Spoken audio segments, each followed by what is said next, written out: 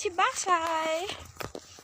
আর এরকম ক্ষেতের ভিতরে গাইস কে কে হাসছো কমেন্ট করে বলো। হ্যাঁ, খারাপ না, ভালোই লাগতেছে।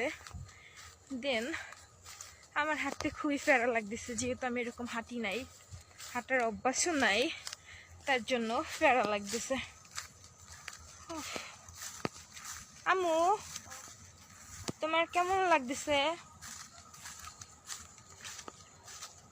আম্মু এখন বলবেন না কেমন লাগতেছে।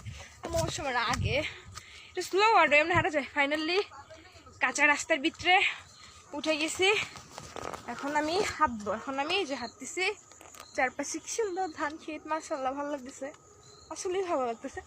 আমাদের এখান থেকে সামনেও জমি ছিল, দেখাইতে পারলাম না, নেক্সট কোনো ভিডিওতে দেখাবো।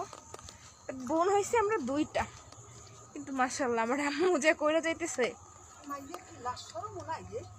কিন্তু এগুলো দেখার জন্য একজনকে লাগে। আজান দিয়ে দিছে, আজান, তার জন্য ভিডিওটা শেষ করতেছি যেহেতু আজান দিয়ে দিছে। Bye bye.